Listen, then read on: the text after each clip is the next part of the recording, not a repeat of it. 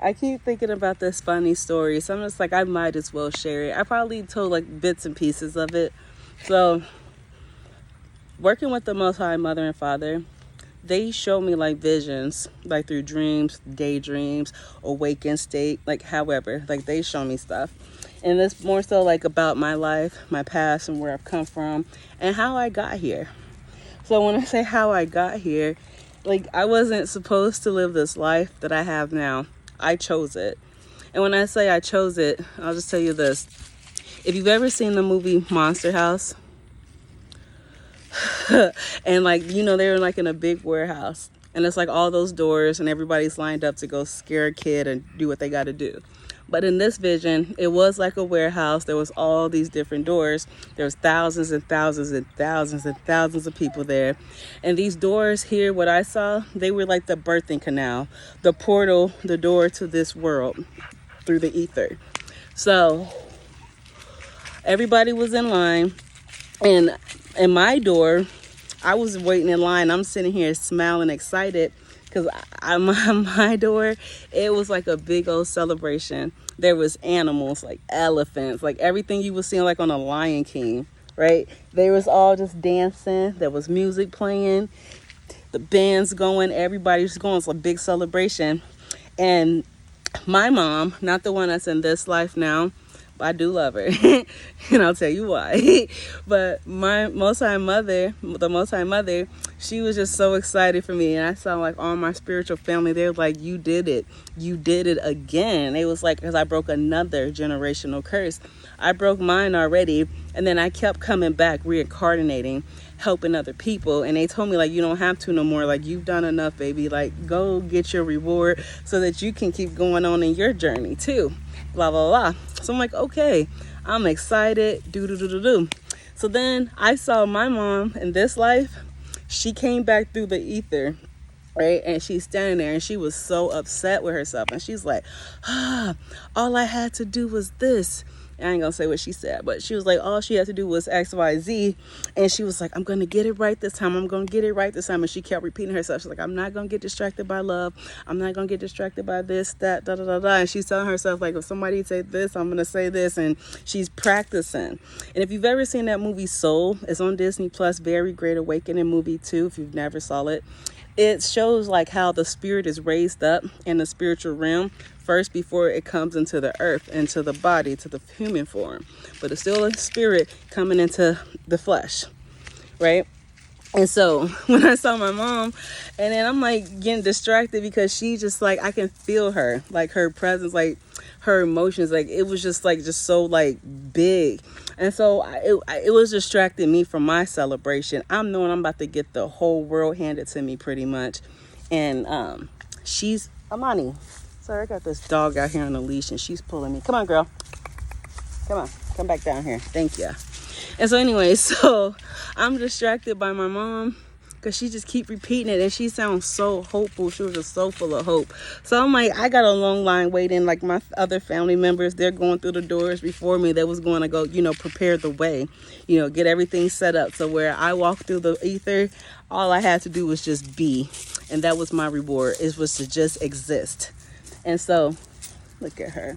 She's such a pretty girl. She's such a pretty girl. I just a pretty girl making a video with Sharky. Yes, I am. I'm just a pretty girl.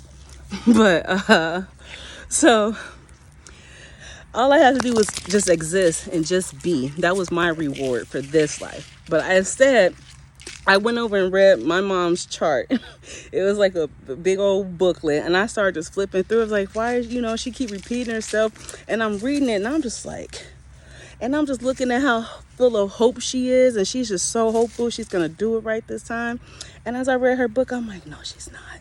She's not, because she has so many chips stacked against her already. It was just like these people, I ain't gonna lie, but they didn't want her to be. Like, they was more content with my mom being like in a sleep state, with her not knowing who she was. So he was just like, boom, boom, distraction, everything to keep her away from herself, to find out who she really was.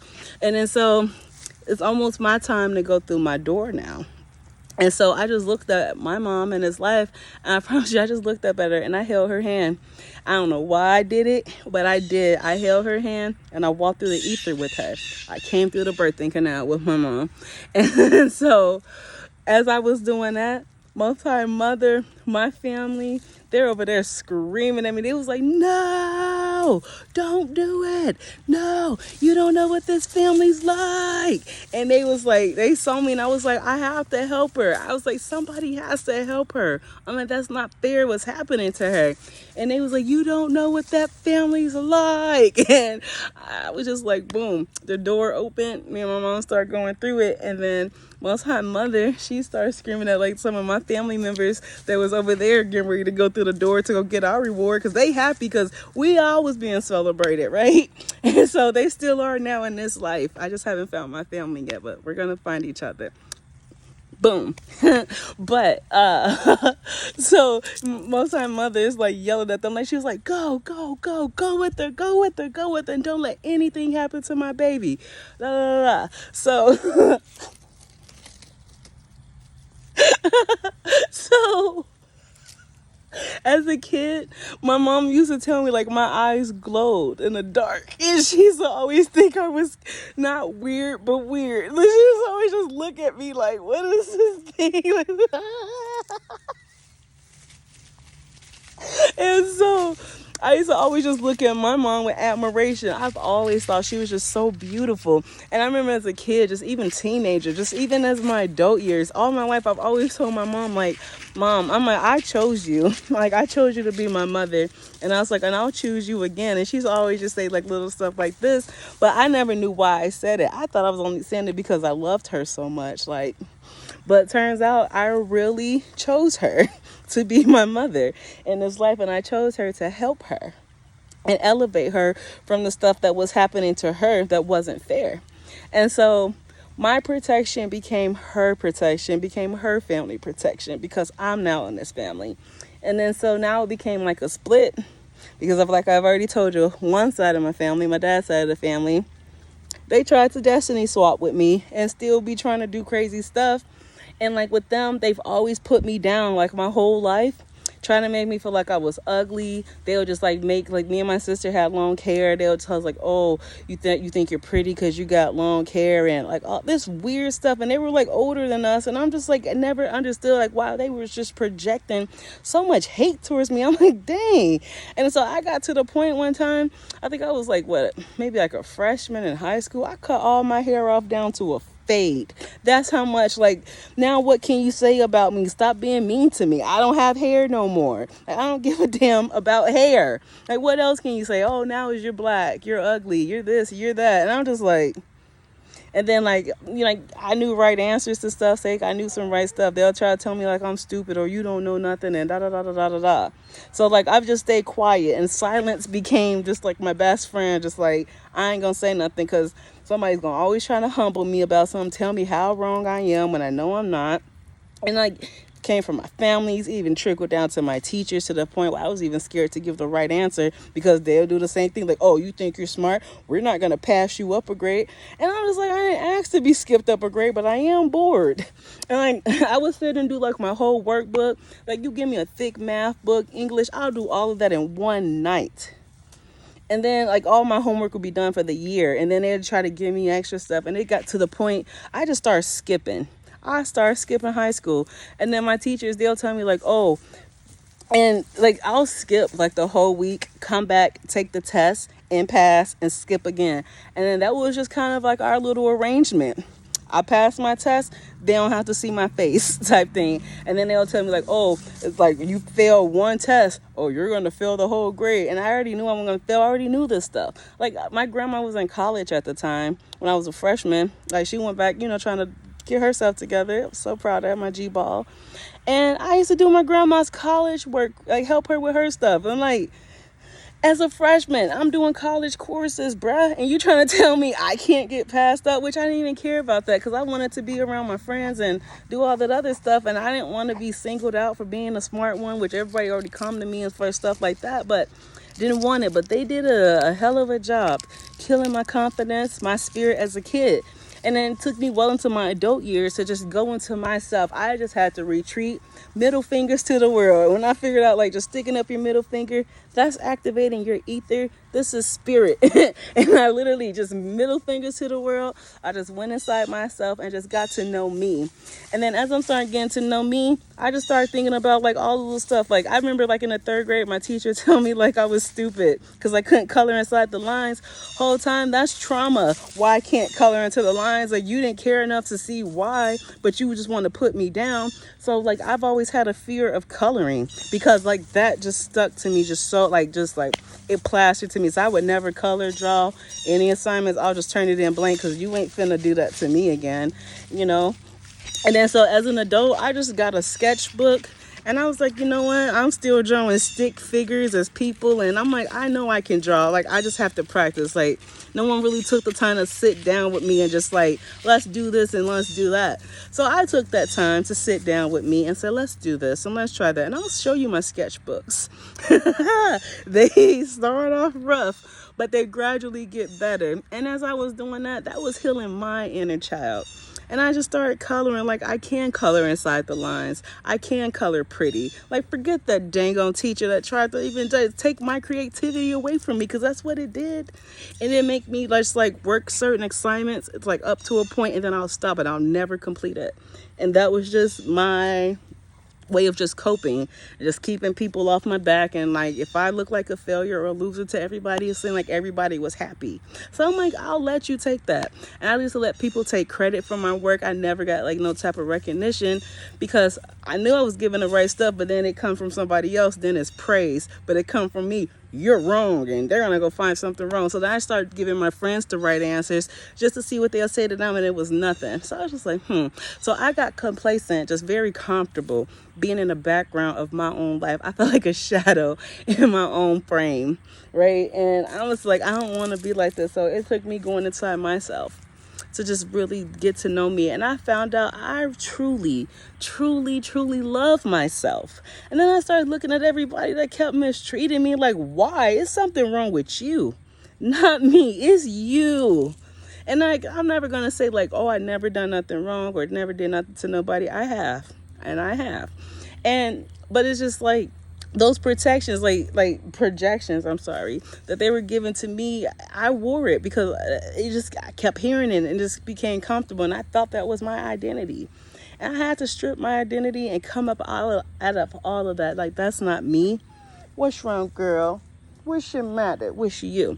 But I'm like, that's not me. It's not who I want to be. And I'm like, I had to go back and meet my inner child, little Jackie. And I'm like, hey, what do you want to do?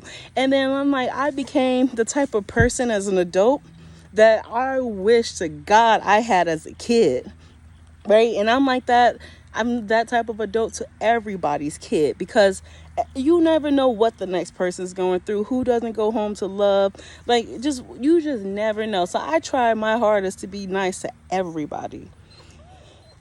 So I say that just because just seeing like what Most High Mother and Father showed me, it helped me to accept me, because they showed me like, girl, do you not know who you are? Like, you're my daughter. You're mine.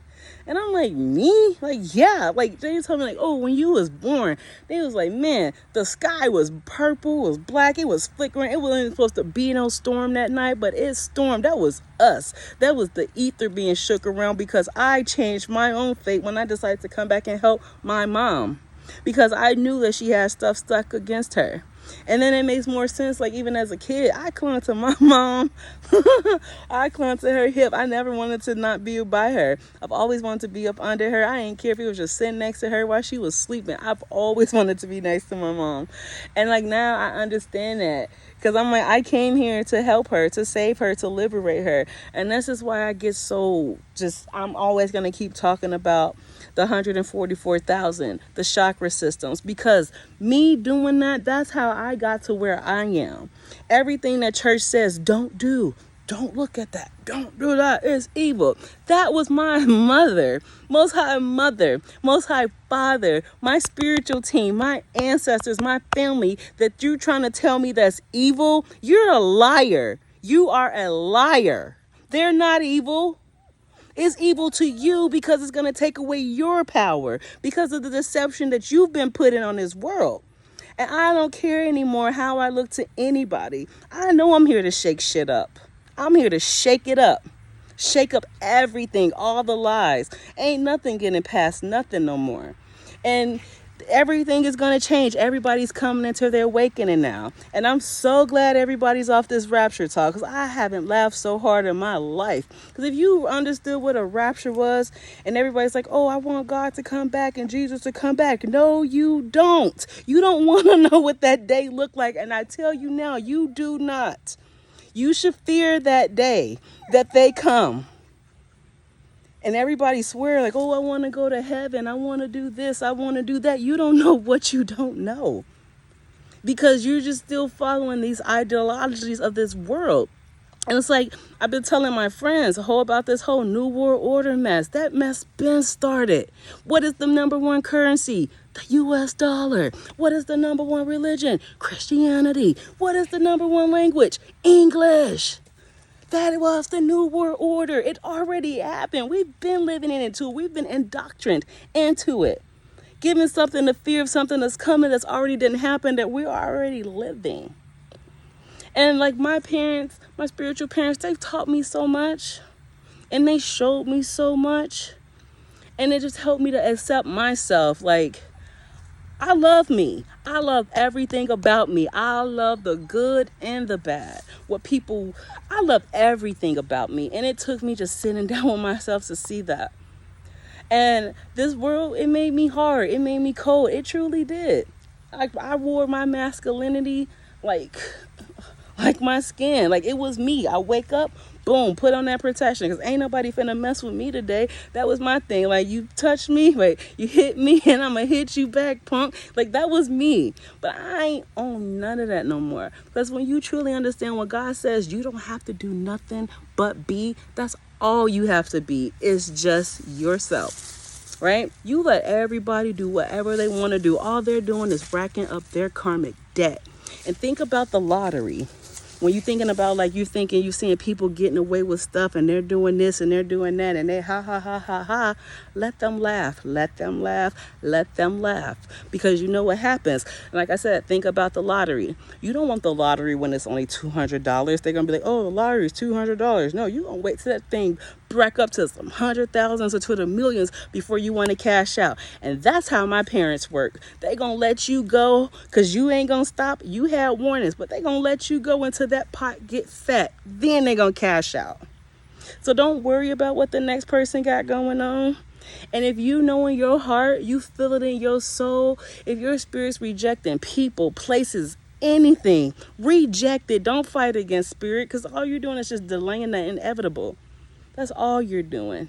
We're all going to end up in the same place eventually one day. It's just time. And that's why this earth was created. Because time. That's it. Time. Extended time. Stretching out one day. Got stretched out for thousands and thousands of years. But it's the more you truly know. But I know for a fact, like when I tell people, like now that I know who I am, I used to be ashamed when my mom used to call me Wuta as a kid. I was embarrassed, like, don't call me that, don't call me that. Now, call me Wuta. I am Wuta. That's my name. And if you say, just hearing my name being said, like, it rings bells in the spiritual rooms. And no, I'm never cocky. I'm confident.